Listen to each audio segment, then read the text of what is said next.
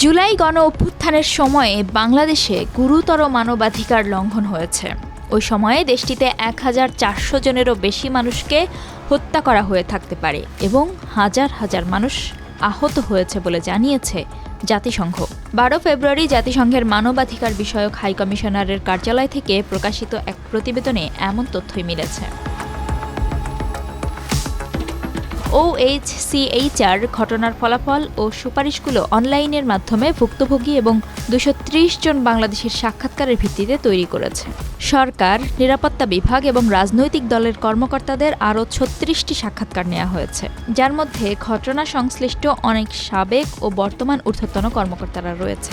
তথ্য উপাত্তগুলোর সত্যতা photo, video footage, forensic, অস্ত্র এবং অন্যান্য তথ্য বিশ্লেষণের মাধ্যমে নিশ্চিত করা হয়েছে।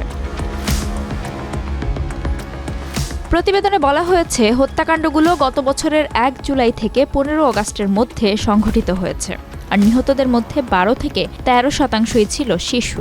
বাংলাদেশের ক্ষমতাচ্যুত সরকার ও তার দল আওয়ামী লীগ এবং নিরাপত্তা ও গোয়েন্দা সংস্থাগুলো গত বছরের ছাত্র নেতৃত্বাধীন জুলাই আন্দোলনের সময় গুরুতর মানবাধিকার লঙ্ঘনের ঘটনাগুলোর সঙ্গে জড়িত ছিল, যার নেতৃত্বে ছিলেন তৎকালীন প্রধানমন্ত্রী শেখ হাসিনা এবং স্বরাষ্ট্রমন্ত্রী আসাদুজ্জামান খান কামাল। অভ্যন্তরীণ বিভিন্ন সূত্র জানিয়েছে যে কিভাবে সাবেক প্রধানমন্ত্রী ও তার আজ্ঞাবহ মন্ত্রী ও কর্মকর্তারা বড় আকারের একাধিক অভিযানের নির্দেশনা ও তদারকি করেন, যেখানে নিরাপত্তা ও গোয়েন্দা বাহিনী বিক্ষোভকারীদের গুলি করে হত্যা, নির্বিচারে গ্রেপ্তার ও নির্যাতন করেছিল। এর মধ্যে এমন ঘটনাও ছিল যেখানে বিক্ষোভকারীদের খুব কাছ থেকে গুলি করে মৃত্যু নিশ্চিত করা হয়। বিক্ষোভের অগ্রভাগে থাকার কারণে নারী ও মেয়েরাও নিরাপত্তা বাহিনী এবং আওয়ামী লীগ সমর্থকদের দ্বারা হামলার শিকার হয়, যার মধ্যে রয়েছে লিঙ্গভিত্তিক শারীরিক সহিংসতা, ধর্ষণের হুমকি এবং কিছু নথিভুক্ত ঘটনার ক্ষেত্রে আওয়ামী লীগ সমর্থকদের দ্বারা সংঘটিত যৌন নির্যাতন। জাতিসংঘের মানবাধিকার বিষয়ক হাইকমিশনার ভলকার তুর্ক বলেন, এই নৃশংস প্রতিক্রিয়া ছিল সাবেক সরকারের একটি পরিকল্পিত ও সমন্বিত কৌশল, যা জনতার বিরোধিতার মুখে ক্ষমতা আঁকড়ে রাখতে চেয়েছিল। বিক্ষোভ দমন করার কৌশলের অংশ হিসেবে রাজনৈতিক নেতৃত্ব ও ঊর্ধ্বতন নিরাপত্তা কর্মকর্তাদের নির্দেশনায় শত শত বিচার বহির্ভূত হত্যাকাণ্ড, নির্বিচারে গ্রেপ্তার এবং নির্যাতন চালানো হয়েছে বলে বিশ্বাস করার যুক্তিসঙ্গত কারণ রয়েছে।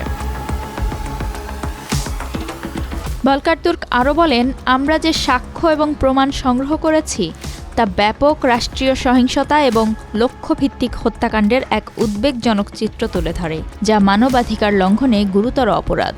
সেক্ষেত্রে বাংলাদেশের ভবিষ্যতের জন্য ন্যায় বিচার অপরিহার্য।